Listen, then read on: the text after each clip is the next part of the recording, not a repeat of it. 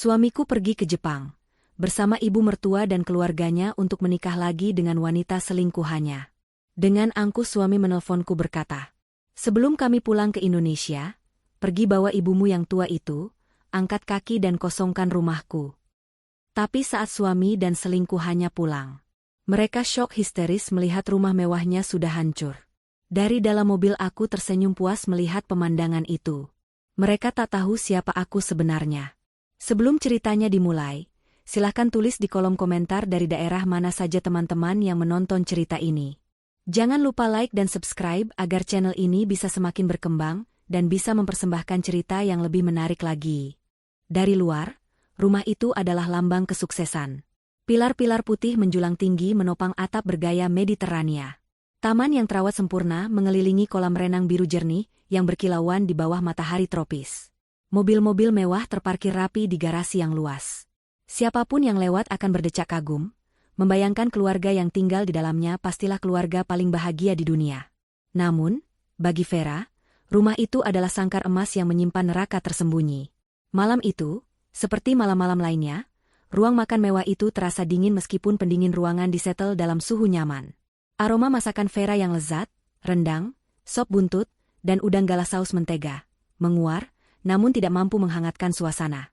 Di meja makan, Adit, suaminya, duduk di kepala meja. Wajahnya tampan, namun matanya sibuk menatap layar ponsel, jarang sekali terangkat. Di seberangnya duduk Ibu Ika, ibu mertuanya. Wanita parubaya itu masih terlihat cantik dalam balutan daster sutra mahal, namun bibirnya yang tipis selalu tertarik ke bawah, seolah mencium bau busuk permanen. Di sisi meja yang lain, duduk Ibu Lina, ibu kandung Vera, yang menatap piringnya dengan gugup. Vera sendiri berdiri di dekat meja, menuangkan air putih untuk Adit. Hijab sederhana yang ia kenakan tampak kontras dengan kemewahan ruangan itu. "Vera, teh untuk ibu mana? Kamu ini bagaimana? Sudah tahu kebiasaan ibu," tegur Ibu Ika dengan suara tajam, tanpa memandang Vera. Nadanya bukan meminta, melainkan memerintah. "Maaf, Ibu." "Sebentar, Vera ambilkan," jawab Vera lembut, segera bergegas ke dapur. "Lihat itu, Adit," Ibu Ika melanjutkan, kini suaranya ditujukan pada putranya. "Istrimu itu lamban sekali. Mengurus hal kecil saja tidak becus. Sama seperti ibunya, hanya bisa duduk diam." Ibu Lina tersentak pelan. Wajah tuanya memerah, namun ia tidak berani berkata apa-apa. Ia tahu, jika ia membela putrinya, amarah Ibu Ika akan semakin menjadi-jadi. Adit hanya bergumam, "Sudahlah, Bu, yang penting masakan dia enak." "Enak saja tidak cukup," hardik Ibu Ika. "Menantu itu harus bisa membawa diri, harus sepadan. Bukan cuma numpang hidup, membawa ibunya yang sakit-sakitan pula." Vera kembali dari dapur dengan secangkir teh panas di atas nampan kecil. Ia meletakkannya dengan hati-hati di depan Ibu Ika. "Silakan, Ibu." Ia mendengar hinaan tadi, telinganya panas, hatinya perih. Tapi ia menahannya. Demi pernikahannya, demi ibunya yang kini bergantung padanya setelah ayah mereka tiada. Makan malam berlanjut dalam keheningan yang menyesakkan. Hanya denting sendok dan garpu, serta sesekali perintah Ibu Ika yang memecah sunyi. "Vera, ambilkan kerupuk." "Vera, nasinya tambah." Vera melayani mereka seperti pelayan tanpa gaji, sementara Ibu Lina hanya berani makan sedikit, menunduk dalam-dalam. Adit, ia seolah tuli. Baginya, omelan ibunya adalah latar belakang yang wajar, dan pengabdian Vera adalah kewajiban mutlak. Baginya, Vera adalah istri yang penurut, bodoh, dan tidak tahu apa-apa selain dapur dan mengurus orang tua. Selesai makan, Adit mendorong kursinya ke belakang. Ia melemparkan sebuah map tebal berwarna merah ke atas meja, nyaris mengenai piring kotor. "Vera, urus ini semua. Seperti biasa. Pastikan laporan keuangan dan pembayaran vendor beres sebelum akhir bulan. Aku tidak mau ada tagihan yang terlambat." "Baik, Mas," jawab Vera patuh. Adit dan Ibu Ika beranjak ke ruang keluarga untuk menonton televisi. Vera, dibantu Ibu Lina yang tertatih-tatih, mulai membersihkan meja makan. "Nak," bisik Ibu Lina pelan, tangannya gemetar saat memegang piring. "Kamu tidak apa-apa." Vera tersenyum, senyuman yang dipaksakan untuk menenangkan hati ibunya. "Vera tidak apa-apa, Bu. Ibu jangan khawatir. Ibu istirahat saja di kamar, biar Vera yang selesaikan." "Tapi pekerjaanmu yang di map itu?" "Biasa, Bu. Hanya mengurus tagihan, bohong Vera. Ia memapah ibunya ke kamar paviliun kecil di bagian belakang rumah. Tempat mereka diizinkan tinggal. Setelah memastikan ibunya berbaring nyaman, Vera mencium keningnya. Ibu tidur, ya? Pukul 10 malam. Rumah mewah itu mulai senyap. Adit dan Ibu Ika sudah masuk ke kamar masing-masing di lantai 2 yang megah. Vera berjalan menuju ruang kerja Adit. Ini adalah satu-satunya tempat di mana ia bisa menjadi dirinya sendiri. Adit mengira Vera hanya melakukan pekerjaan administratif, memasukkan data tagihan ke komputer. Adit tidak tahu, dan tidak pernah mau tahu, bahwa Vera adalah lulusan terbaik akuntansi dari universitas luar negeri ternama, sesuatu yang ia sembunyikan rapat-rapat atas permintaan Adit sebelum menikah dulu. Adit ingin istri yang di rumah saja, agar ia terlihat sebagai suami yang sukses dan berkuasa penuh. Vera duduk di kursi kulit yang mahal. Ia membuka laptop. Tumpukan map merah itu bukan sekadar tagihan. Itu adalah seluruh data mentah dari kerajaan bisnis Adit, restoran, properti, dan beberapa investasi kecil. Selama 5 tahun pernikahan mereka, Vera lah yang diam-diam mengelola arus kas, menghitung untung rugi, bahkan menyusun strategi pajak agar perusahaan tetap untung. Adit hanya tahu menerima laporan akhir yang sudah disederhanakan oleh Vera, lalu memamerkannya sebagai hasil kerja kerasnya. Vera bekerja dengan cepat dan teliti. Jari-jarinya menari di atas papan ketik. Ia mencocokkan faktur, memeriksa laporan bank, dan mengalokasikan dana.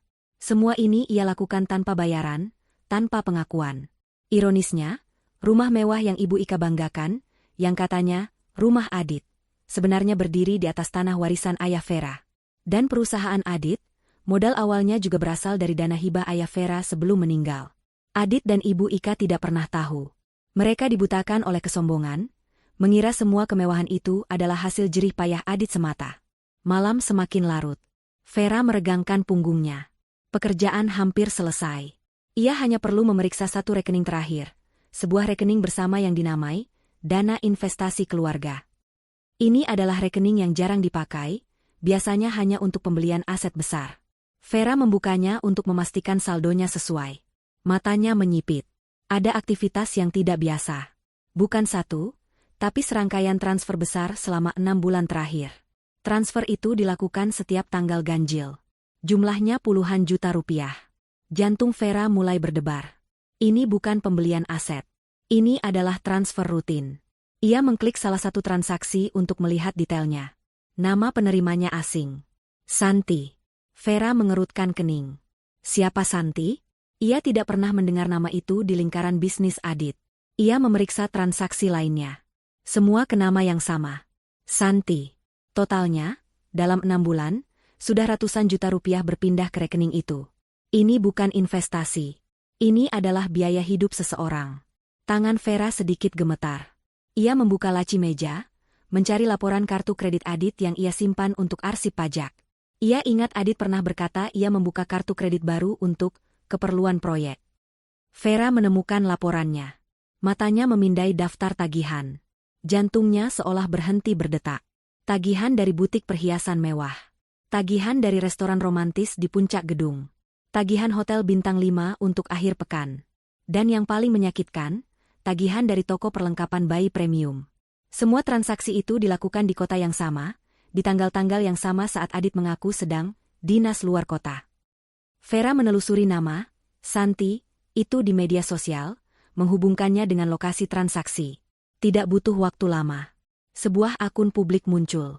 Seorang wanita muda yang cantik, berpose di lobi hotel yang familiar, mengenakan kalung berlian yang fotonya ada di tagihan kartu kredit Adit.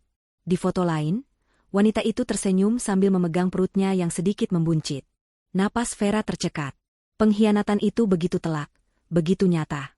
Ini bukan sekadar perselingkuhan. Adit membiayai hidup wanita lain, membelikannya kemewahan, dan wanita itu hamil. Sementara dirinya, istri sahnya, diperlakukan seperti pembantu, dihina setiap hari bersama ibunya, dan sibuk mengurus keuangan agar Adit bisa menghamburkan uang untuk selingkuhannya. Vera menutup laptop. Wajahnya pucat pasi. Tapi ia tidak menangis. Rasa sakit yang luar biasa itu dengan cepat berubah menjadi sesuatu yang lain. Sesuatu yang dingin, tajam, dan sangat fokus. Ia sudah cukup lama menjadi bodoh. Ia sudah cukup lama diam demi menjaga perasaan ibunya dan keutuhan rumah tangga palsu ini. Malam itu, Di ruang kerja yang sunyi, di dalam rumah yang dibangun di atas tanah miliknya, Vera yang penurut telah mati. Pagi datang dengan kepalsuan yang sama seperti biasanya. Vera menyiapkan sarapan, menyajikan kopi untuk Adit dan teh untuk Ibu Ika, seolah tidak ada yang terjadi. Wajahnya tenang, hijabnya terpasang rapi. Tidak ada jejak air mata atau kemarahan. Hanya ada ketenangan yang ganjil, sedingin es. Ibu Lina, yang membantunya di dapur, merasakan perubahan itu. Putrinya bergerak lebih efisien, lebih diam, matanya memancarkan ketegasan yang sudah lama tidak ia lihat. Adit duduk di meja makan, membaca berita di tabletnya. Ia menyeruput kopi buatan Vera tanpa menoleh. Nanti siang aku ada rapat penting di luar. Mungkin pulang malam, katanya datar. Vera meletakkan sepiring nasi goreng di depan suaminya. Mas, panggilnya pelan. HM. Adit masih fokus pada layarnya. Siapa Santi? Pertanyaan itu begitu tiba-tiba, begitu lugas. Jari Adit berhenti bergerak di layar tablet. Ia mengangkat kepalanya perlahan, menatap Vera dengan kaget. Ini adalah pertama kalinya Vera menanyainya dengan nada seperti itu. Apa maksudmu? Tanya Adit, suaranya berubah defensif. Aku melihat laporan rekening investasi. Ada transfer rutin ke nama Santi. Jumlahnya besar, kata Vera, suaranya tetap tenang, menatap lurus ke mata suaminya. Ibu Ika, yang sedang mengoleskan selai di rotinya, langsung berhenti. Telinganya menajam. Wajah Adit memerah. Ia tidak menyangka Vera, si bodoh yang hanya tahu urusan dapur, akan memeriksa rekening itu. Itu bukan urusanmu, bentaknya. Itu investasi rahasia. Kamu tidak akan mengerti bisnis beginian. Investasi. Vera bertanya lagi. Investasi di butik perhiasan? Investasi di hotel bintang 5 setiap akhir pekan? Investasi perlengkapan bayi? Mata Adit membelalak. Ia tertangkap basah. Kamu melacakku? Beraninya kamu memeriksa barang-barang pribadiku. Kamu tidak percaya padaku. Adit membalikkan keadaan, mencoba menggunakan kemarahan untuk menutupi kesalahannya. Cukup. Ibu Ika menggebrak meja. Sendok peraknya berdenting keras. Ia bangkit berdiri, menunjuk wajah Vera dengan jari gemetar. Dasar perempuan tidak tahu diuntung. Sudah bagus anakku mau menikahimu, perempuan miskin yang membawa beban ibunya yang sakit. Sekarang kamu berani menuduh suamimu? Kamu pikir kamu siapa? Hinaan itu meluncur deras. Vera hanya diam, menatap Ibu Ika dengan tatapan yang tidak bisa diartikan. Kamu pasti iri karena Adit sukses. Lanjut Ibu Ika, semakin menjadi-jadi. Kamu takut Adit meninggalkanmu, makanya kamu mengarang cerita selingkuh. Iya, kan? Kamu mau memeras Adit? Ibu. Vera mencoba berbicara. Diam. Aku tidak bicara denganmu, hardik Ibu Ika. Ia beralih ke Adit. Adit, lihat. Ibu sudah bilang dari dulu, perempuan ini tidak tulus. Dia hanya mengincar hartamu. Ceraikan saja dia. Usir dia dan ibunya dari rumah ini. Adit, yang tadinya terpojok, kini menemukan sekutunya. Ia ikut berdiri. Benar kata ibu. Kamu sudah keterlaluan, Vera. Bukannya mendukung suami, kamu malah menuduh yang tidak-tidak. Aku muak dengan kecurigaanmu. Vera menatap dua orang di depannya. Suaminya dan ibu mertuanya. Pasangan sempurna dalam kebohongan dan kesombongan. Vera tidak membela diri lagi. Ia hanya mengangguk pelan. Baik. Maafkan aku, ucapnya datar. Adit dan Ibu Ika tertegun. Mereka mengharapkan Vera menangis, memohon, atau berteriak. Tapi Vera hanya bersikap dingin. Ia berbalik, mengambil piring kotornya, dan berjalan ke dapur. Kemenangan Adit dan Ibu Ika terasa hampa. Mereka saling pandang, lalu Adit mendengus. Dia hanya takut, katanya pada ibunya, lebih untuk meyakinkan dirinya sendiri. Dia tahu dia tidak punya apa-apa tanpaku. Beberapa hari kemudian, suasana rumah semakin tegang. Adit dan Ibu Ika sengaja bersikap seolah Vera tidak ada. Mereka berbicara melompati kepalanya. Suatu malam saat makan malam, Ibu Ika membuat pengumuman besar. Minggu depan, katanya dengan wajah berseri-seri, kita sekeluarga besar akan pergi liburan. Ke Jepang. Adit tersenyum lebar. Aku sudah urus semuanya, Bu. Tiket, hotel terbaik di Tokyo dan Kyoto. Sudah saatnya kita bersenang-senang. Keluarga besar yang dimaksud adalah adik-adik Adit, sepupunya, beserta pasangan mereka. Mereka semua diundang. Vera, yang sedang menuangkan sup, bertanya pelan. Kita? Ibu Ika tertawa mengejek. Tawa yang dibuat-buat. Ya ampun, Vera. Tentu saja kamu tidak ikut. Siapa yang akan mengurus rumah sebesar ini? Dan siapa yang akan menjaga ibumu?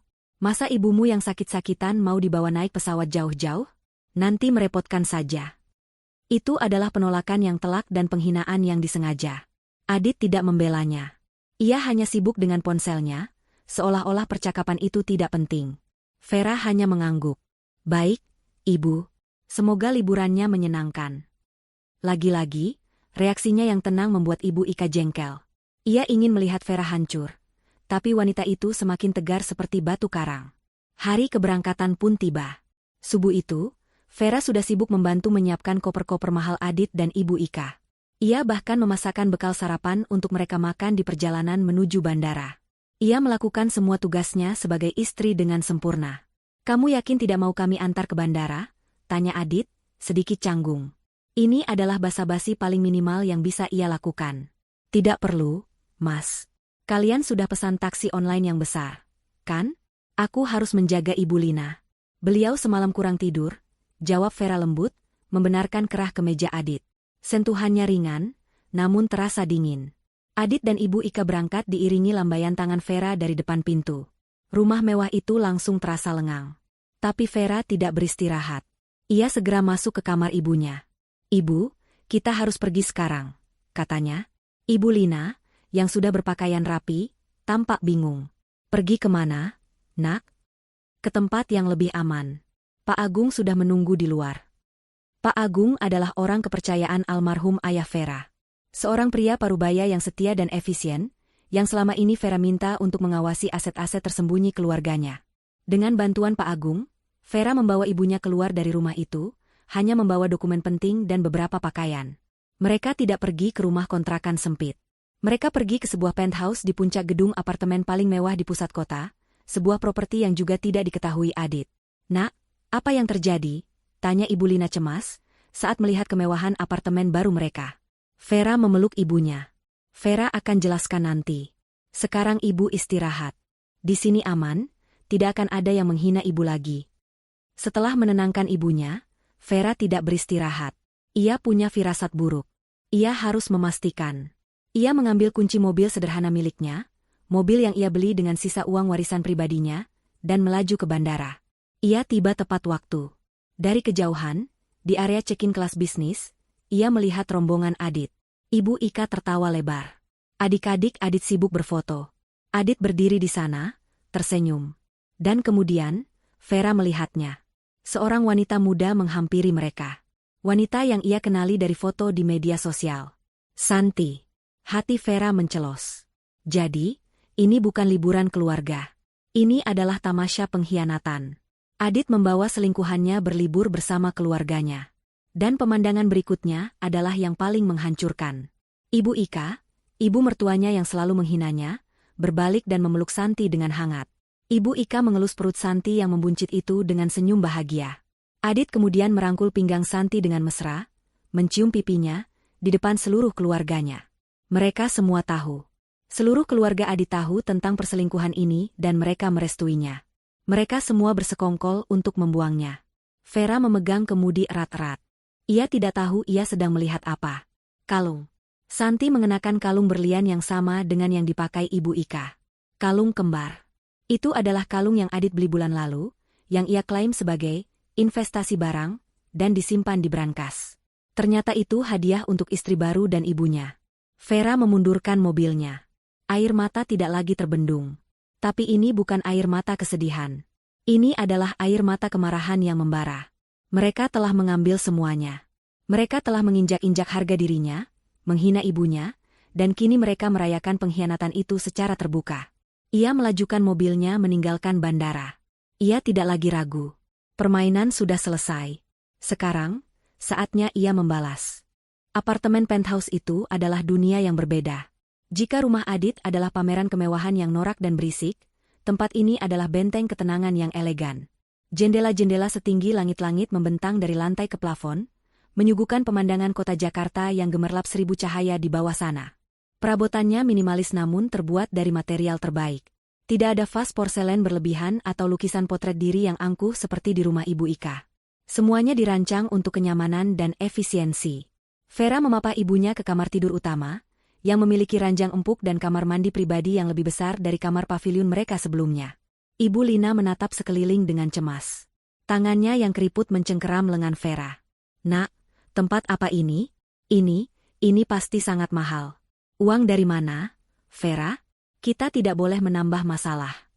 Ketakutan telah mendarah daging dalam diri wanita tua itu, setelah bertahun-tahun hidup di bawah bayang-bayang hinaan Ibu Ika.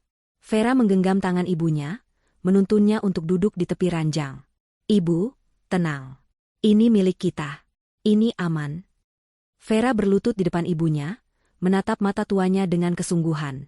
"Ini adalah salah satu peninggalan ayah. Ayah menyiapkannya untuk kita, untuk berjaga-jaga. Tidak ada yang tahu tempat ini selain Pak Agung. Ayahmu." Mata Ibu Lina berkaca-kaca. "Bahkan setelah tiada, dia masih melindungi kita." "Selalu," bisik Vera. "Sekarang, Ibu istirahat. Vera akan pesan makanan enak. Ibu tidak perlu memasak, tidak perlu melayani siapapun. Mulai sekarang, Ibu akan dilayani." Vera menghabiskan 2 hari pertama untuk memulihkan kondisi ibunya. Ia memanggil dokter pribadi untuk memeriksa kesehatan Ibu Lina. Ia memesan layanan spa di kamar. Perlahan, gurat ketakutan di wajah ibunya mulai memudar, digantikan oleh kebingungan dan sedikit harapan. Selama itu pula, Vera tidak diam.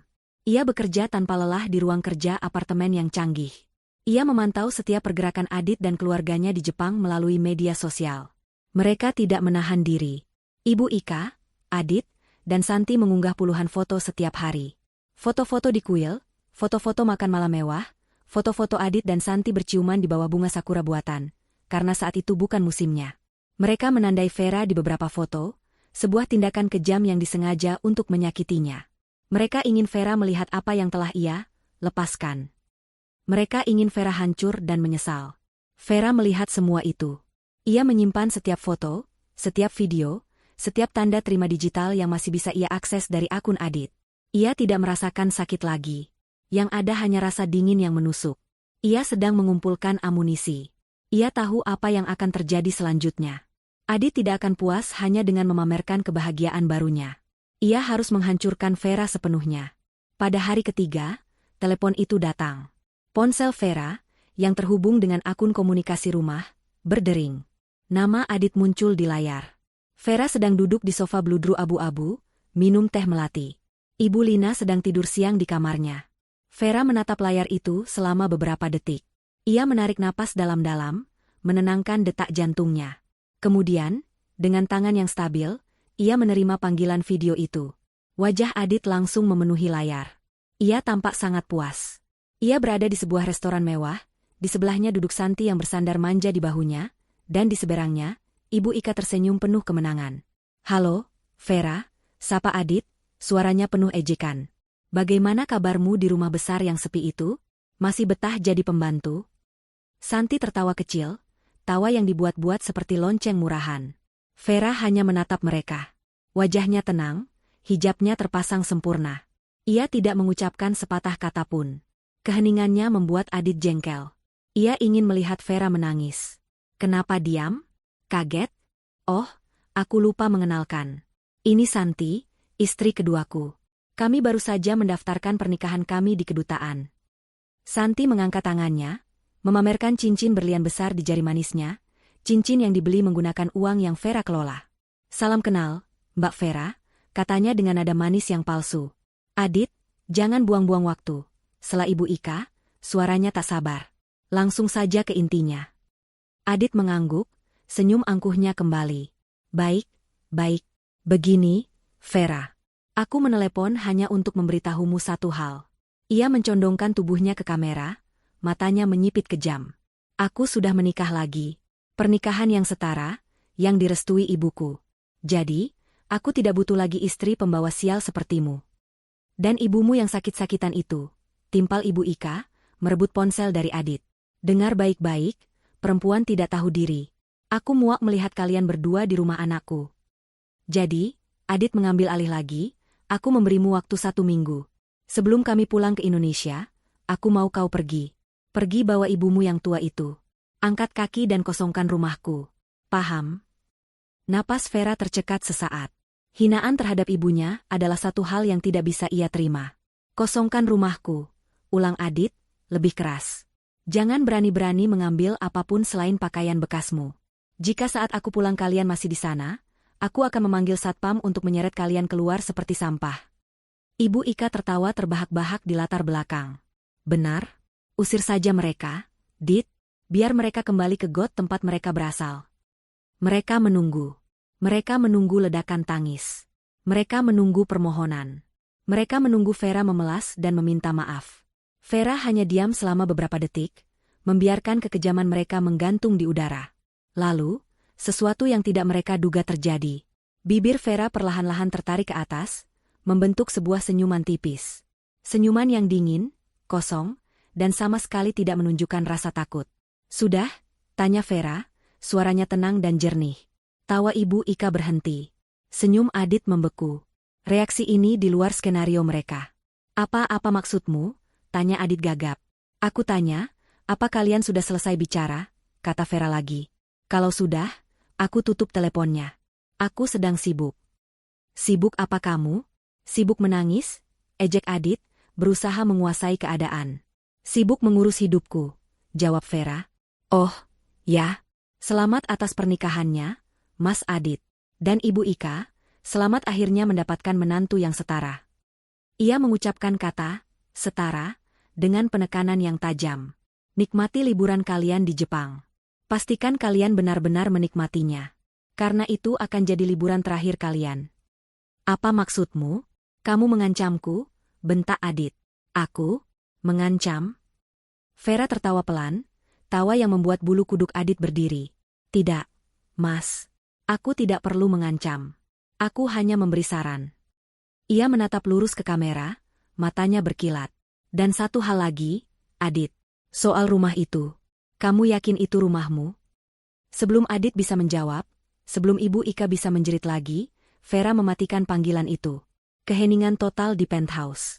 Vera menatap layar ponselnya yang gelap. Senyuman dingin itu masih terpasang di wajahnya. Rumahmu? Bisiknya pada layar mati. Kita lihat saja. Di seberang dunia, di restoran mewah di Tokyo, Adit, Ibu Ika, dan Santi terdiam. Wajah mereka pucat pasi.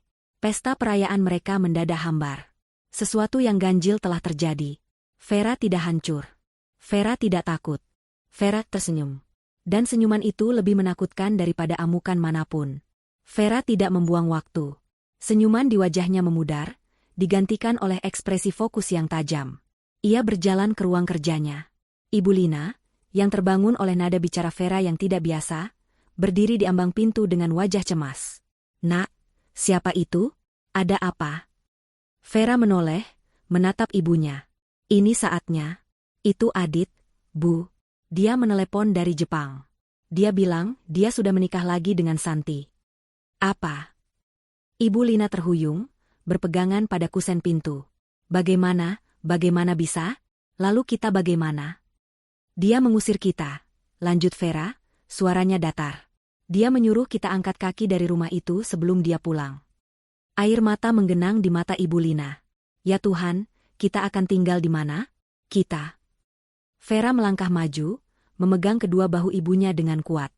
Ibu, dengar Vera. Kita tidak akan kemana-mana. Kita aman di sini. Ibu ingat apa yang selalu ayah katakan? Jangan pernah memulai pertarungan, tapi jika ada yang memulainya, pastikan kamu yang mengakhirinya. Hari ini, Vera akan mengakhirinya. Ibu Lina menatap putrinya. Vera yang ia lihat sekarang bukanlah Vera yang penurut dan selalu menunduk. Ini adalah Vera putrinya, Vera yang cerdas, yang tangguh, yang selama ini menyembunyikan cahayanya. Vera mendudukkan ibunya di sofa empuk di ruang kerja. Ibu duduk di sini. Lihat Vera bekerja. Sudah waktunya ibu tahu siapa kita sebenarnya. Vera mengambil ponsel khusus dari laci mejanya. Ponsel yang tidak pernah diketahui Adit. Ia hanya menekan satu nomor panggil cepat. Pak Agung, kata Vera begitu panggilan itu tersambung. Ini saya. Waktunya. Terdengar suara helaan napas lega di seberang sana. Saya sudah menunggu perintah Nona Vera. Semua sudah disiapkan. Ibu, perkenalkan, kata Vera sambil menyalakan pengeras suara. Ini Pak Agung, tangan kanan ayah, yang selama ini menjaga semua aset kita. Selamat sore, Ibu Lina, sapa Pak Agung dengan hormat. Ibu Lina hanya bisa mengangguk bingung. Pak Agung, Vera kembali fokus. Kita mulai. Vera membuka laptopnya, menampilkan jaringan data dan bagan perusahaan yang rumit. Adit dan keluarganya sedang di Tokyo. Mereka baru saja menelepon untuk mengusir saya dan ibu. Kurang ajar, geram Pak Agung pelan. Apa perintah Nona? Pertama, uang, kata Vera. Saya mau mereka terdampar. Bekukan semua rekening pribadi atas nama Adit Saputra dan Ika Sumardi. Tarik semua fasilitas kartu kredit korporat dan pribadi mereka. Saya mau mereka tidak bisa membayar tagihan hotel mereka besok pagi. Siap, Nona. Saya perkirakan dana tunai di dompet mereka tidak akan cukup untuk membeli tiket kereta ke bandara. Jawab Pak Agung. Bagus. Kedua, perusahaan, lanjut Vera. Adit mengira dia adalah CEO. Padahal, perusahaan yang dia pimpin itu PT Maju Bersama, 90% sahamnya dimiliki oleh perusahaan holding kita, PT Cakrawala Nusantara, melalui 3 perusahaan cangkang yang berbeda. Benar, Pak Agung? 100% benar, Nona. Tuan Adit hanya memegang saham 10%, hadiah dari almarhum ayah Nona, yang bodohnya dia kira adalah saham mayoritas. Vera mengangguk. Saya mau rapat umum pemegang saham luar biasa diadakan besok pagi. Gunakan kuasa saya sebagai pemegang saham utama. Agenda pertama, nonaktifkan Adit Saputra dari posisi direktur utama atas dugaan penyelewengan dana perusahaan. Penyelewengan dana? Tanya Ibu Lina kaget. Ya, Bu. Uang yang dia pakai untuk membiayai Santi, membeli perhiasan, dan liburan ini, semua diambil dari rekening perusahaan. Dia menyebutnya biaya representasi. Saya punya semua buktinya, jelas Vera. Pak Agung, tunjuk Pak Budi sebagai pelaksana tugas sementara. Agenda kedua, mulai audit forensik menyeluruh. Saya mau setiap rupiah yang dia curi terhitung. Siapkan berkas laporan untuk kepolisian atas tuduhan penggelapan dalam jabatan. Akan dilaksanakan, Nona. Tim hukum kita akan menyerahkan surat panggilan itu begitu Tuan Adit menginjakan kaki di Bandara Indonesia. Ada jeda sejenak. Vera menatap layar di depannya. Di sana, terpampang foto rumah mewah yang baru saja diperintahkan Adit untuk ia kosongkan. Ketiga. Rumah itu, kata Vera, suaranya menjadi sedingin es. Ya, Nona, kata Pak Agung. Tanah itu sepenuhnya atas nama Nona Vera, sebagai bagian dari warisan yang tidak terpisahkan. Namun, bangunan di atasnya secara hukum rumit. Dibangun sebagian menggunakan dana perusahaan Tuan Adit. Saya tidak peduli dengan bangunannya, Pak Agung, potong Vera. Bangunan itu penuh kenangan buruk. Penuh dengan hinaan Ibu Ika dan pengkhianatan Adit. Saya tidak sudi melihatnya lagi. Kita bisa segel properti itu, Nona. Kita bisa usir mereka secara hukum saat mereka tiba, usul Pak Agung. Vera menggeleng. Tidak. Itu terlalu mudah. Mereka mengusir saya dan ibu seperti sampah. Mereka ingin saya dan ibu kehilangan tempat tinggal. Mereka ingin kami menderita. Saya akan memberikan mereka apa yang mereka inginkan. Ia menatap lurus ke depan, matanya memantulkan cahaya kota. Pak Agung, hubungi tim konstruksi dan pembongkaran terbaik yang kita miliki. Mereka punya waktu sampai Adit dan keluarganya berhasil mencari cara untuk pulang. Mungkin 5, mungkin 6 hari. Pak Agung terdiam sesaat, mengerti arah perintah ini. Nona yakin? Saya mau tempat itu tidak ada saat mereka pulang. Perintah Vera, suaranya tidak bergetar sedikitpun. Saya tidak mau ada sisa satu batu bata pun. Saya mau mereka pulang ke tanah kosong. Ratakan dengan tanah. Ibu Lina menutup mulutnya, terperangah. Ini adalah tingkat keputusan yang tidak pernah ia bayangkan. Segera laksanakan, Nona Vera, jawab Pak Agung. Tidak ada keraguan lagi dalam suaranya. Dan papan pengumumannya. Ya, kata Vera. Pasang papan pengumuman yang paling besar. Tulis, aset ini telah kembali ke pemilik sahnya. Segala bentuk pelanggaran akan diproses secara hukum. Dan di bawahnya, pasang logo besar PT Cakrawala Nusantara. Siap, Nona. Panggilan ditutup. Vera bersandar di kursinya. Untuk pertama kalinya dalam 5 tahun, ia merasa bisa bernapas lega. Ibu Lina menatapnya dengan campuran rasa ngeri dan bangga. Vera, kamu kamu adalah putrimu ayahmu.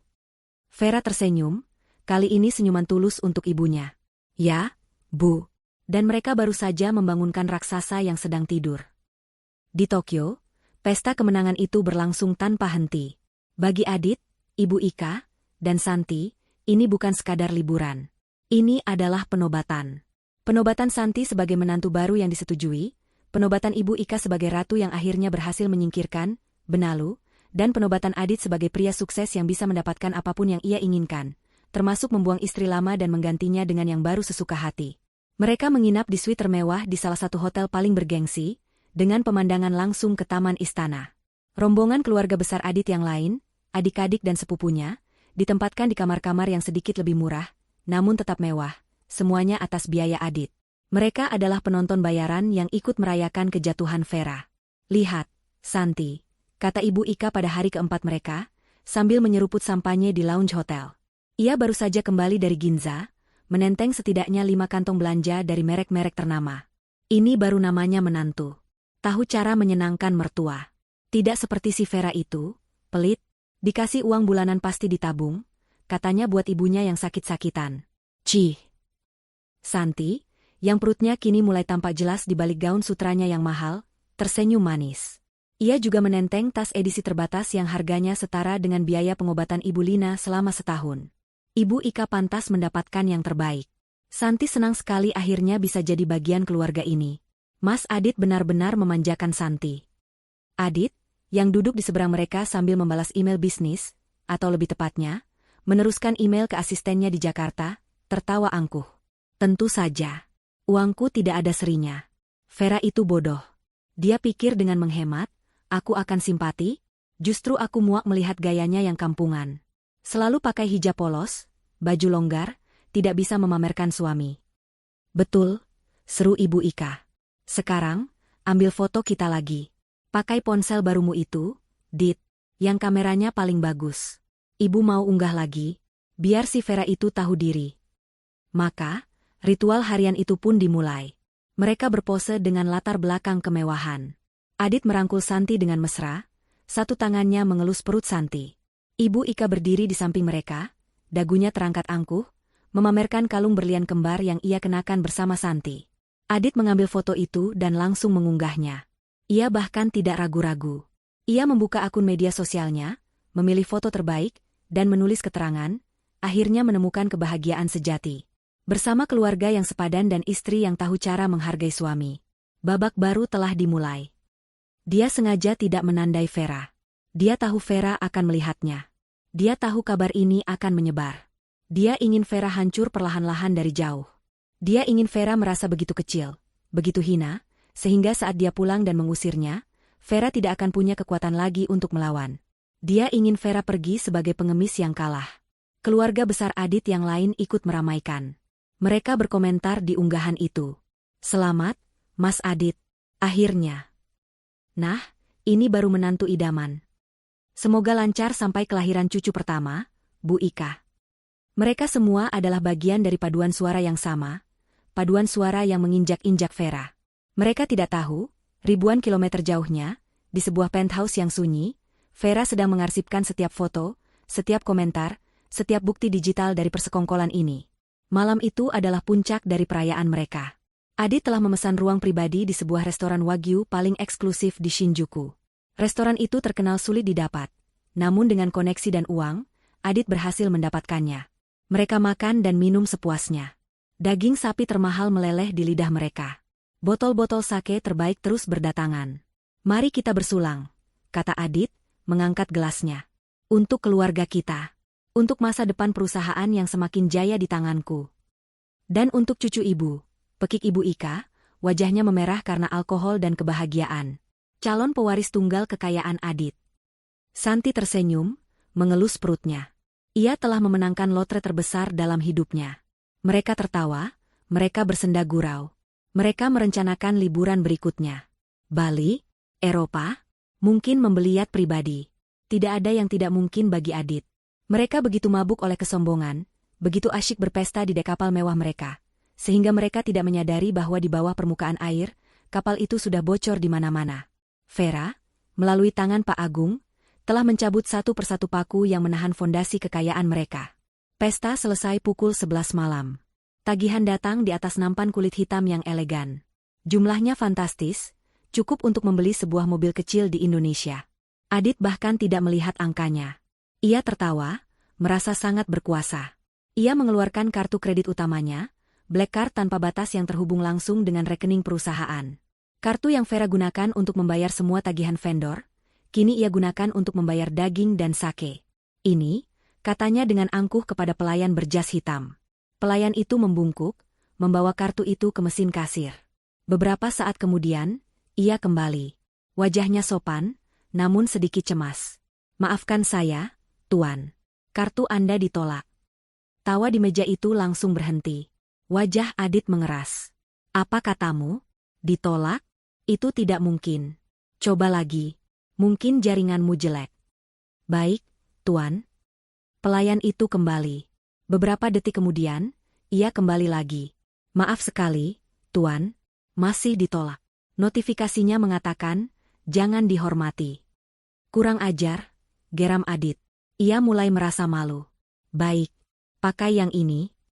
Ia mengeluarkan kartu kredit pribadinya yang lain, kartu platinum. Pelayan itu menggeseknya.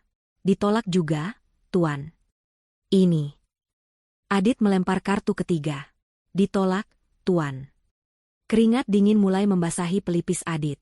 Ibu Ika dan Santi menatapnya dengan cemas. "Adit, ada apa?" bisik Ibu Ika. "Jangan bikin malu, Dit." "Diam, Bu," bentak Adit. Ia beralih ke dompetnya, mencari kartu debit. Ini adalah rekening utamanya, rekening tabungan di mana ia menyimpan uang pribadinya, yang ia kira berisi miliaran rupiah. "Pakai ini pasti bisa." Pelayan itu membawa mesin EDC ke meja. Adit memasukkan kartu itu dan mengetik PIN-nya dengan kasar. Mesin itu berbunyi. Adit menunggu. Lalu, di layar kecil itu, muncul tulisan yang menghancurkan dunianya. "Transaksi ditolak. Saldo tidak mencukupi." Napas Adit tercekat. Saldo tidak cukup. Ia bergumam, tidak percaya. Itu tidak mungkin. Saldo di rekening itu seharusnya cukup untuk membeli restoran ini. Ia merebut mesin itu dari tangan pelayan. Ia mencoba lagi. Hasilnya sama. Ia panik. Ia segera membuka aplikasi mobile banking di ponsel barunya. Ia mencoba masuk ke akunnya. Layar berputar-putar. Lalu sebuah pesan muncul, "Akun Anda telah diblokir atas permintaan bank. Silakan hubungi kantor cabang terdekat." Di seberang meja, Ibu Ika dan Santi menatapnya dengan ngeri. Di sampingnya, pelayan dan manajer restoran berdiri diam, menunggu pembayaran. Pesta telah berakhir. Kapal mereka baru saja menabrak gunung es. Keheningan di ruang pribadi itu terasa memekakan telinga. Wajah Adit pucat pasi, lebih pucat dari taplak meja linen putih di depannya. Manajer restoran, seorang pria Jepang parubaya dengan tatapan tajam namun sopan, berdiri diam. "Tuan," katanya pelan, "kami harus meminta pembayaran diselesaikan malam ini." Saya tahu," sentak Adit, suaranya gemetar. Ia mencoba mentransfer dana dari akun lain. Diblokir. Mencoba aplikasi pembayaran digital. Gagal. Semuanya terkunci. Seolah-olah identitas finansialnya telah dihapus dari muka bumi. "Adit, apa-apaan ini?" desis Ibu Ika, suaranya bergetar antara marah dan takut. "Kamu bilang kamu kaya. Kenapa bayar makan saja tidak bisa?" "Diam, Bu," balas Adit. Matanya liar mencari solusi. "Santi, berikan kartumu." "Kartuku?" Santi terkejut. "Mas, kartuku kan kartu tambahan dari kamu. Kalau kartumu diblokir, punyaku pasti." "Coba saja," bentak Adit. Santi dengan enggan mengeluarkan kartu kreditnya. Benar saja. Ditolak. Suasana menjadi sangat memalukan. Keluarga besar Adit yang lain, yang makan di meja terpisah, mulai berbisik-bisik. Mereka melihat drama yang terjadi di ruang pribadi. Manajer itu berdeham. "Jika Tuan tidak bisa membayar dengan kartu, kami terpaksa menerima bentuk jaminan lain." Mata Adit tertuju pada pergelangan tangannya. Di sana melingkar jam tangan mewah edisi terbatas yang baru ia beli 2 hari lalu di Ginza. Jam tangan yang ia pamerkan di media sosial. Dengan tangan gemetar, ia melepas jam itu. "Ini," katanya parau, "harganya 3 kali lipat dari tagihan ini. Ambil ini sebagai jaminan." Aku akan kembali besok dengan uang tunai. Manajer itu memeriksa jam itu sekilas, mengangguk, lalu menyimpannya. Baik, Tuan. Kami akan menunggu sampai besok siang. Mereka berjalan keluar dari restoran itu dalam diam. Kemewahan dan tawa tadi menguap seperti embun pagi. Keluarga besar yang lain buru-buru pamit, memberi alasan mengantuk, menghindari mereka seolah mereka pembawa wabah. Begitu pintu suite hotel tertutup, neraka pecah. Adit, apa yang terjadi? Ibu Ika menjerit, melemparkan tas belanjaannya ke lantai. Kenapa kita dipermalukan seperti itu? Aku tidak tahu, Bu. Aku tidak tahu. Adit balas berteriak. Ia merenggut kerah kemejanya, merasa tercekik.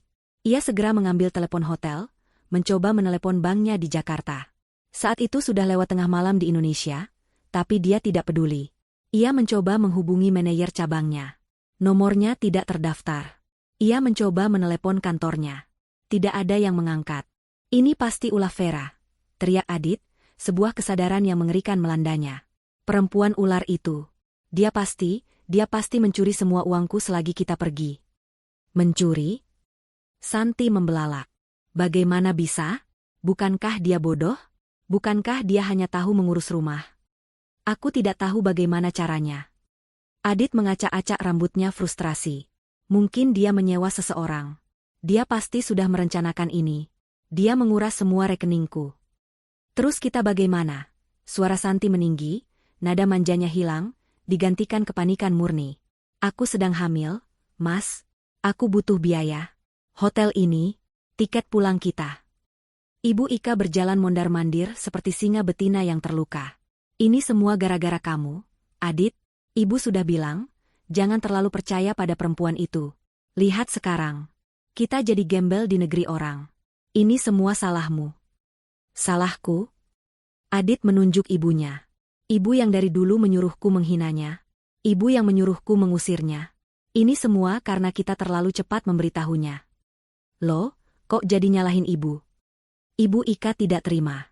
Ia beralih menatap Santi, mencari kambing hitam baru. Atau ini semua gara-gara kamu. Ia menunjuk Santi.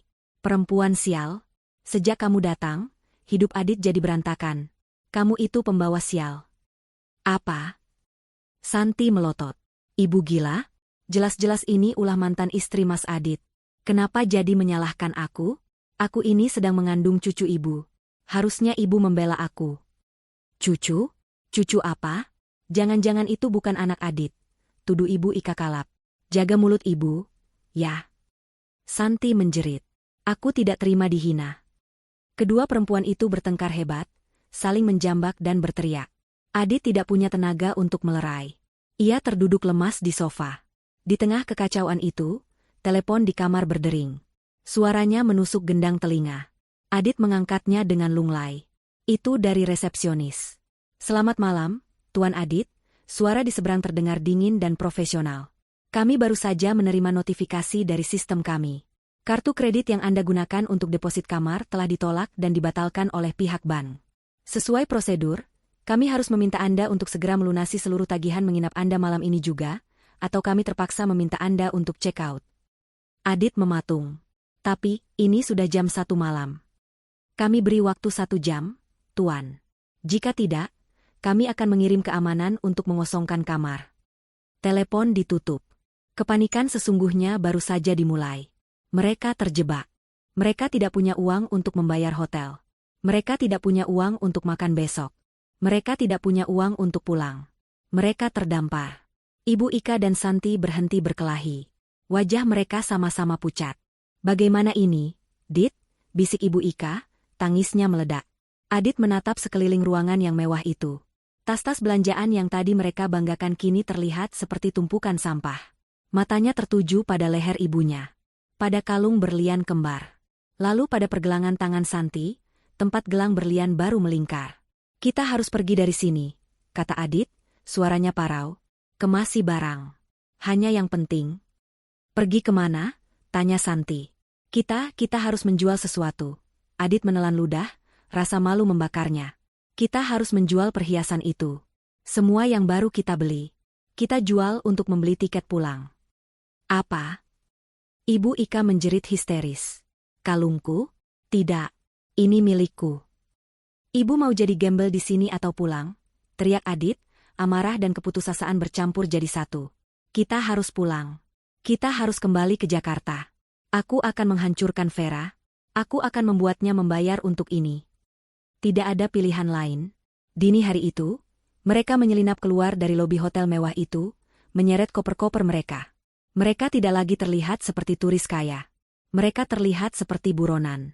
Mereka berjalan di jalanan Tokyo yang sepi, mencari pegadaian pertama yang buka, putus asa untuk menjual kemewahan palsu mereka demi beberapa lembar yen, agar bisa membeli tiket pesawat termurah.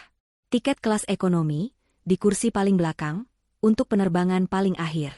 Perjalanan pulang yang hina baru saja akan dimulai. Perjalanan pulang itu adalah kebalikan mutlak dari perjalanan mereka pergi.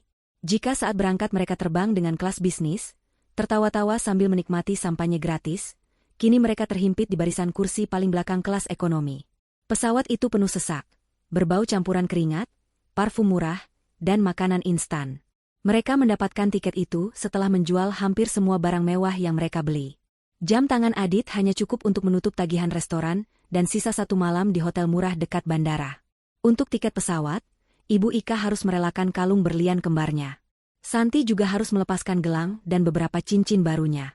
Mereka menjualnya di toko barang bekas di sudut jalan Tokyo, dengan harga yang jauh di bawah nilai beli, ditawar habis-habisan oleh pemilik toko yang tahu bahwa mereka sedang putus asa. Mereka tidak tidur selama hampir 30 jam. Wajah mereka kuyu, berminyak, dan penuh kekalutan. Ibu Ika, yang biasanya selalu tampil sempurna dengan riasan dan tatanan rambut, kini terlihat seperti wanita tua yang malang. Rambutnya lepek, matanya bengkak karena menangis dan marah.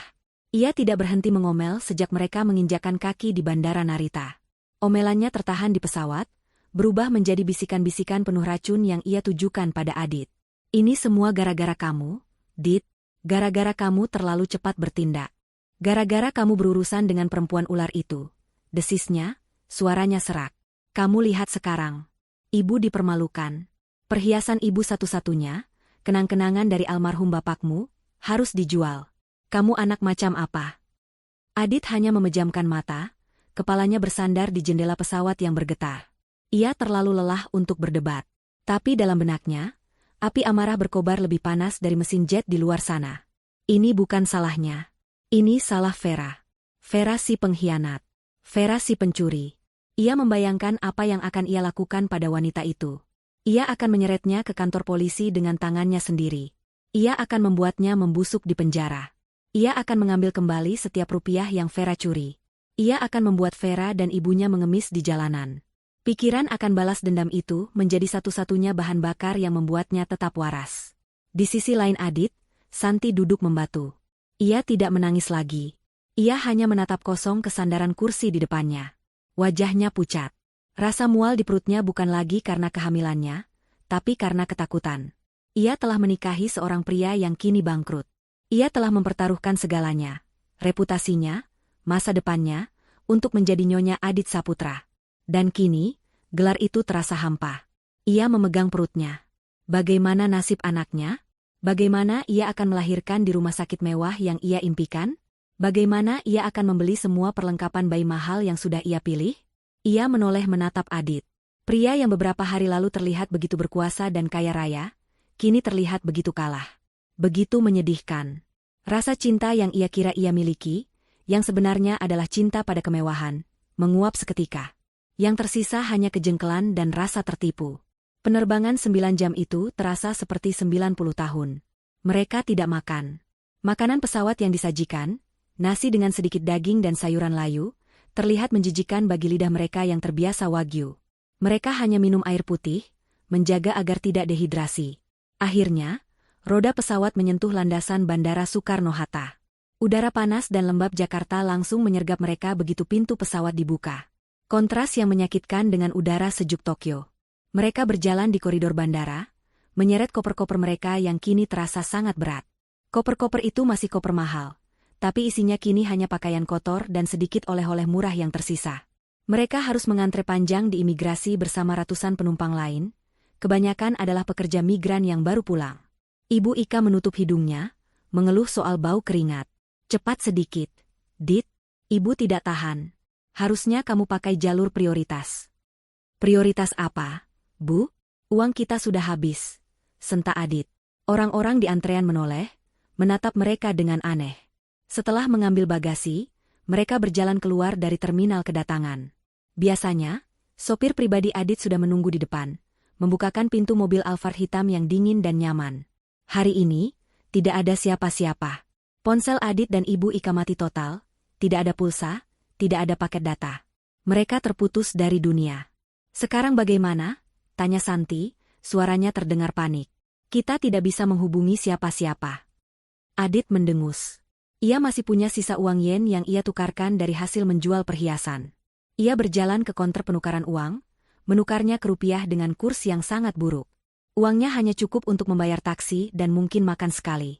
Ia berjalan ke antrean taksi bandara biasa. Pakai taksi ini? Ibu Ika membelalak. Yang benar saja, Dit, panas, bau rokok. Kamu mau ibu mati kepanasan? Diam atau kita jalan kaki pulang. Bentak Adit, kesabarannya habis. Ibu Ika terdiam, bibirnya gemetar menahan tangis. Ia belum pernah dibentak seperti itu oleh putra kesayangannya. Mereka bertiga berdesakan masuk ke dalam taksi sedan tua. Sopir taksi menaikkan koper-koper mereka ke bagasi. Kemana, Pak? Tanya sopir itu ramah. Adit menyebutkan alamat kompleks perumahan mewahnya. Sopir itu menatap mereka dari kaca spion. Penampilan mereka kuyu, tapi alamat mereka adalah alamat orang kaya. Perjalanan dari bandara adalah siksaan terakhir. Jalan tol macet parah. Pendingin udara taksi tidak terlalu dingin. Asap knalpot dari truk dan bus di sebelah mereka seolah merembes masuk. Ibu Ika terus mengipasi dirinya dengan brosur yang ada di kantong pintu. Santi hanya bersandar dan memejamkan mata, menahan mual. Adit tidak memejamkan mata. Ia menatap keluar jendela. Menara-menara perkantoran Jakarta yang familiar, jalan-jalan yang ia kuasai. Ini adalah kotanya. Ini adalah wilayah kekuasaannya. Kemarahannya kembali memuncak. Tunggu saja, Vera, batinnya. Aku pulang. Permainanmu selesai. Setelah 1 jam lebih, taksi akhirnya keluar dari jalan tol dan memasuki jalanan yang lebih lengang menuju kawasan perumahan mereka. Gerbang keamanan yang megah menyambut mereka. Satpam yang berjaga mengenali Adit dan langsung membuka portal. Adit mulai merasa sedikit lebih baik. Ia kembali ke kerajaannya. Ia akan segera tiba di rumahnya. Ia akan mandi air panas, mengganti pakaian, lalu ia akan menelepon pengacaranya dan polisi. Taksi berbelok ke jalan utama di dalam kompleks. Rumah-rumah mewah berbaris rapi di kiri dan kanan. Adit hafal setiap belokan. Tinggal 2 tikungan lagi, lalu lurus, rumahnya yang paling besar di ujung jalan. Taksi melewati tikungan pertama. Jantung Adit berdebar. Ia sudah tidak sabar. Melewati tikungan kedua. Jalanan lurus terbentang di depan mereka. Mata Adit menyipit. Dari kejauhan, ada yang aneh. Pemandangan di ujung jalan itu berbeda. Ia ingat, rumahnya yang bercat putih gading itu menjulang tinggi. Atapnya yang berwarna biru tua terlihat jelas dari jarak ini, menutupi sebagian langit. Sekarang, yang ia lihat hanya langit sore yang terbuka. Tidak ada atap biru. Tidak ada bangunan putih gading. Apa? Bisik Adit. Taksi semakin dekat. Semakin dekat. Jantung Adit mulai berdentum keras. Begitu keras hingga ia bisa mendengarnya di telinganya sendiri. Tidak, gumamnya. Tidak mungkin. Taksi itu melambat. Sopir taksi melihat ke kiri dan kanan, lalu menatap nomor rumah di pilar gerbang yang tersisa di pinggir jalan. Lalu ia menatap ke lahan di sebelahnya. Pak, kata sopir taksi itu, suaranya bingung. Ini benar alamatnya, kan? Nomor 27. Tapi, taksi berhenti total. Di depan mereka, di tempat seharusnya berdiri istana mewah 3 lantai milik Adit, kini yang ada hanyalah sebidang tanah kosong yang coklat dan rata. Dunia Adit berhenti berputar. Udara di dalam taksi terasa tersedot habis. Suara klakson dari kejauhan, deru mesin mobil, semuanya lenyap. Yang ada hanya suara desingan tinggi di telinganya. Ini bukan rumah kita, bisik Ibu Ika, suaranya bergetar. Dit, ini salah alamat. Pak sopir, salah jalan. Rumah kami yang besar. Yang ada kolam renangnya. Santi, yang terbangun dari tidurnya yang gelisah, membuka mata. Ia menatap keluar jendela. Ia melihat apa yang dilihat Adit dan Ibu Ika. Kosong. Tidak ada apa-apa. Pak, alamatnya benar. Nomor 27, kata sopir taksi itu, menunjuk pada pilar batu yang masih berdiri tegak di dekat trotoar, satu-satunya sisa dari gerbang megah mereka. Tapi rumahnya tidak ada, Pak. Adit tidak menjawab. Ia mendorong pintu taksi dengan kasar dan melangkah keluar. Kakinya terasa seperti jeli. Ia berdiri di atas aspal jalanan di depan properti miliknya. Angin sore meniup debu coklat dari lahan itu, menerpa wajahnya. Di sanalah seharusnya ruang tamunya berada. Di sana seharusnya tangga spiral marmer tempat Ibu Ika biasa berpose. Di sana seharusnya kolam renang tempat ia berencana mengadakan pesta. Kini, semuanya hanya tanah. Tanah yang sudah diratakan dengan sempurna oleh alat berat. Tidak ada puing. Tidak ada sisa tembok. Tidak ada pecahan kaca. Hanya tanah kosong yang bersih. Seolah-olah rumah itu diangkat begitu saja dari pondasinya dan lenyap ke udara. Di belakangnya, pintu taksi terbuka lagi. Santi terhuyung keluar, kedua tangannya memegangi perutnya. Matanya membelalak ngeri. Tidak, bisiknya. Tidak mungkin. Kemana rumahnya? Mas Adit, kemana harta kita? Jeritannya pecah menjadi isak tangis yang histeris. Kakinya lemas, ia terduduk begitu saja di aspal yang panas, tidak peduli lagi pada apapun. Ibu Ika menyusul keluar. Ia berdiri kaku selama beberapa detik. Matanya membelalak tak percaya, bergerak liar dari pilar bernomor 27 ke tanah kosong di depannya. Otaknya tidak mampu memproses kenyataan itu. Rumahku. Lirihnya. Rumahku, yang bangun? Tidak. Lalu, sebuah jeritan melengking keluar dari tenggorokannya. Jeritan yang tidak manusiawi, penuh kengerian dan kehilangan. Tidak Rumahku. Ia mencengkeram kepalanya, matanya berputar ke atas, dan tubuhnya ambruk ke samping. Ia pingsan di atas tanah berdebu di pinggir jalan. Adit tidak menoleh. Ia tidak peduli pada Santi yang histeris atau ibunya yang pingsan. Tatapannya terpaku pada tanah itu. Ia berjalan maju, langkahnya berat seperti robot. Ia melangkahi trotoar, kakinya menginjak tanah coklat yang gembur. Ini adalah tanahnya. Ini adalah rumahnya. Ia berjalan ke tengah-tengah lahan. Di sini. Tepat di titik ini. Disinilah brankasnya berada, tersembunyi di balik lukisan palsu. Ia berjongkok. Ia mengambil segenggam tanah dan debu. Tanah itu terasa hangat oleh sisa matahari sore. Ia meremasnya. Butiran tanah mengalir melalui sela-sela jarinya. Hilang. Semuanya hilang. Ia tidak mengerti. Bagaimana mungkin sebuah rumah sebesar ini hilang dalam seminggu? Ini bukan pencurian. Ini adalah penghancuran total. Vera. Sebuah raungan primitif keluar dari dalam dadanya. Nama itu meledak di udara, penuh amarah, kebencian, dan untuk pertama kalinya, ketakutan. Apa yang kau lakukan?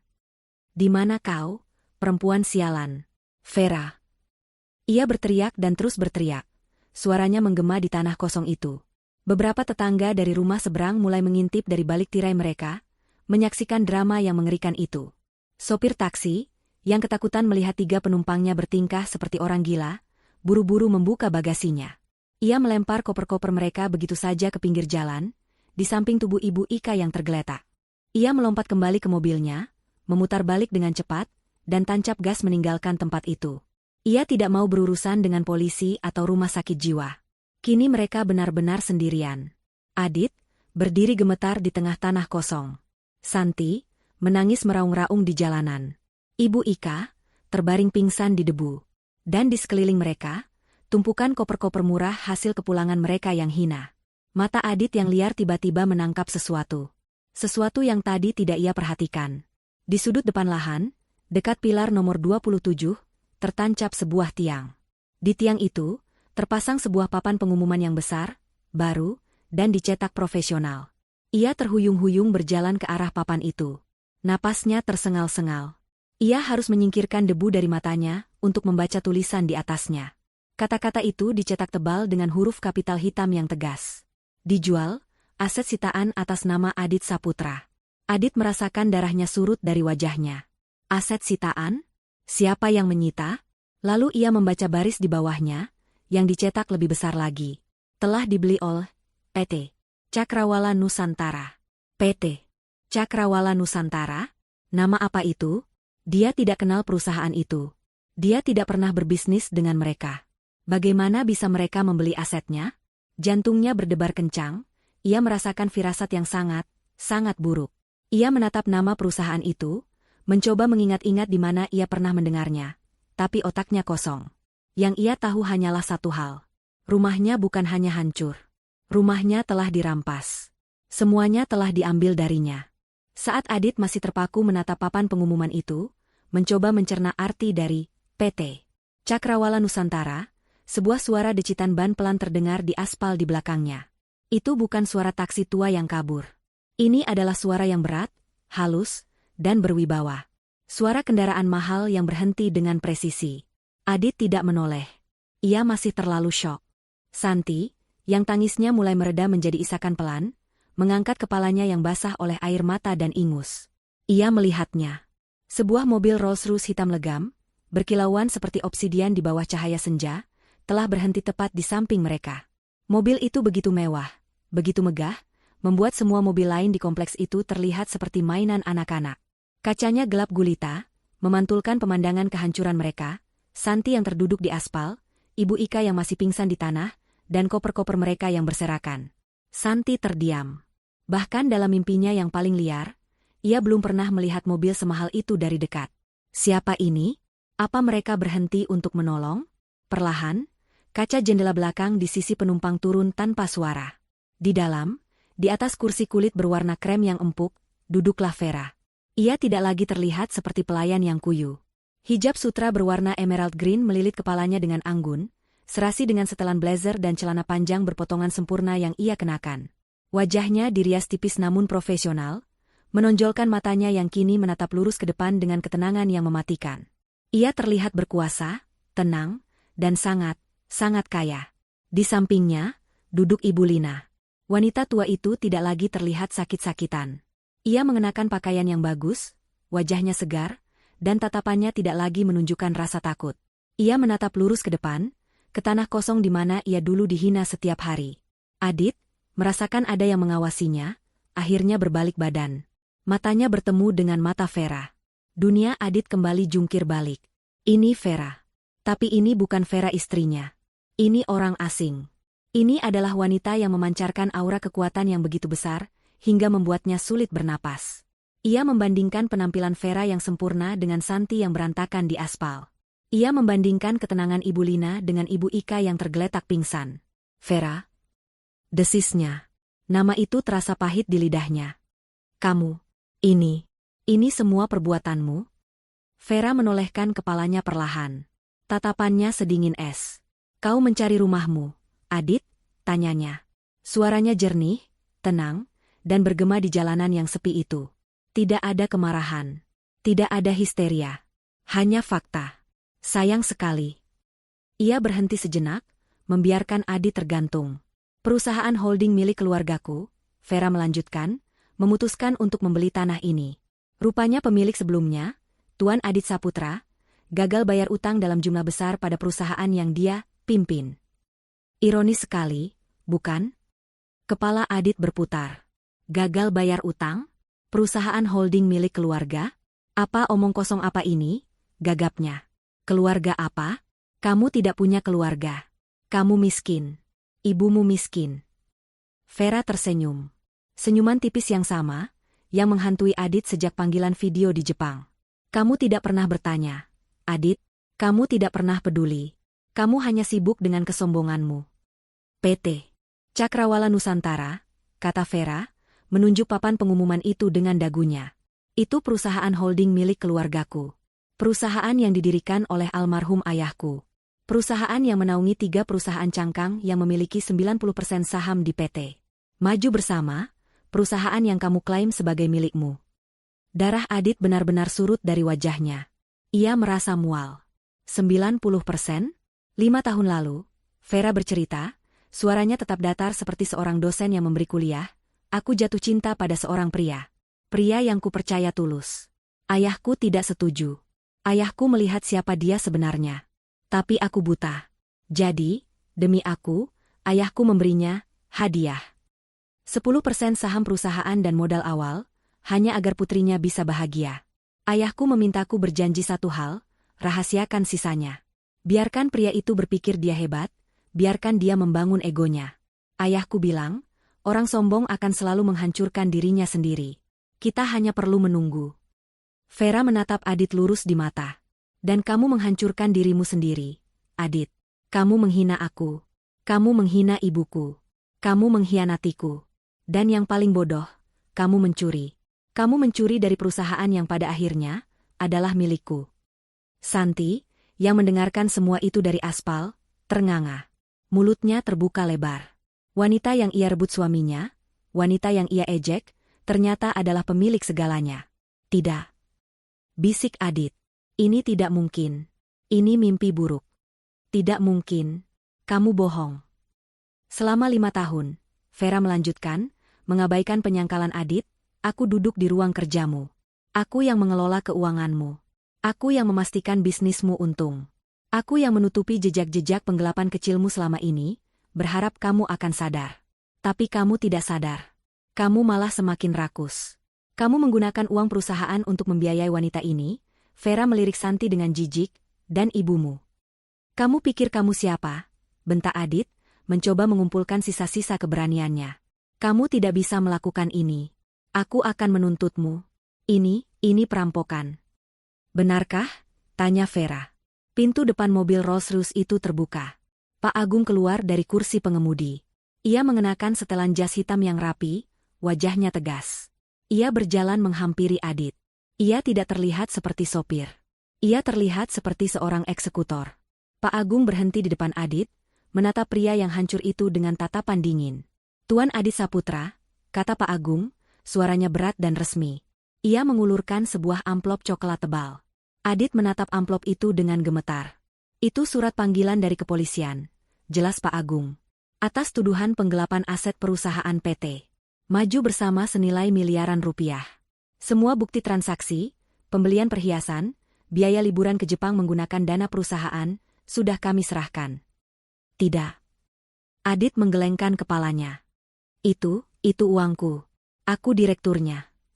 Anda mantan direktur, koreksi Pak Agung. RUPS luar biasa telah dilaksanakan 3 hari lalu. Anda sudah dipecat secara tidak hormat. Dan ini, Pak Agung menyerahkan map kedua, adalah surat perintah penyitaan aset pribadi Anda untuk menutupi kerugian perusahaan. Termasuk sisa 10% saham Anda yang tidak berharga itu. Anda tidak punya apa-apa lagi, Tuan Adit. Adit tidak mengambil map itu. Tangannya terlalu gemetar. Map itu jatuh ke tanah di antara kakinya. Penyitaan aset. Kepolisian. Penjara. Kata-kata itu berputar-putar di kepalanya. Dan rumah ini? Tanya Adit, suaranya parau, menunjuk ke tanah kosong. Kenapa kamu hancurkan?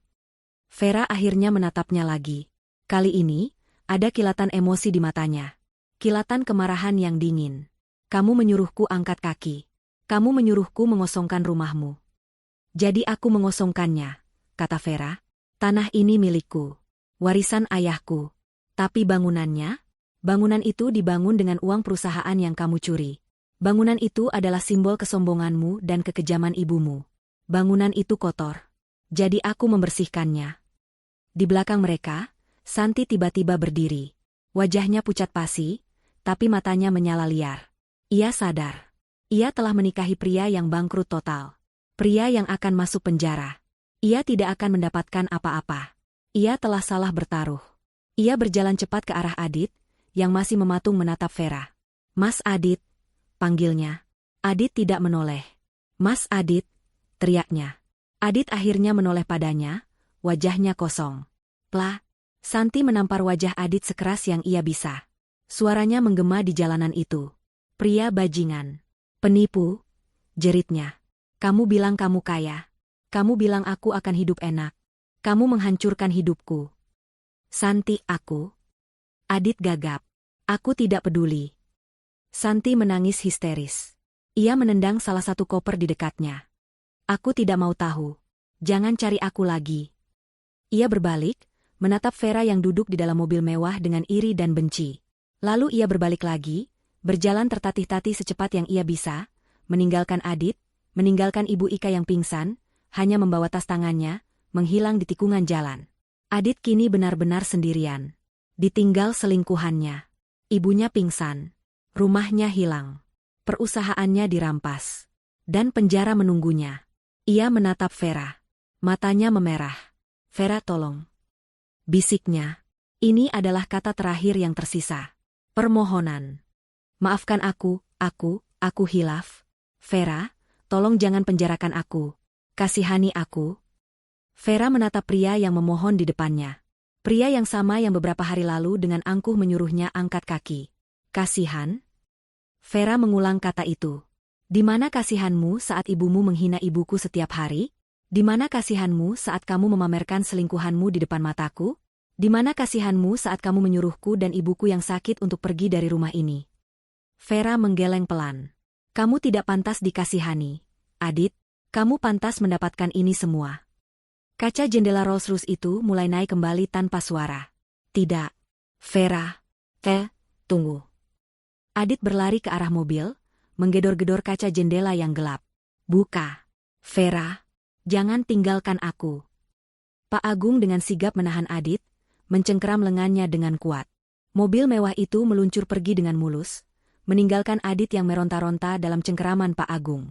Di dalam mobil, Ibu Lina menggenggam tangan putrinya. Semua sudah selesai, nak, katanya lembut. Vera menatap lurus ke depan, ke jalanan yang terbentang. Ia menarik napas dalam-dalam, lalu mengembuskannya. Senyuman tipis muncul di wajahnya. Kali ini, bukan senyuman dingin. Itu adalah senyuman tulus. Senyuman kebebasan. Belum, Bu, katanya. Ini baru permulaan.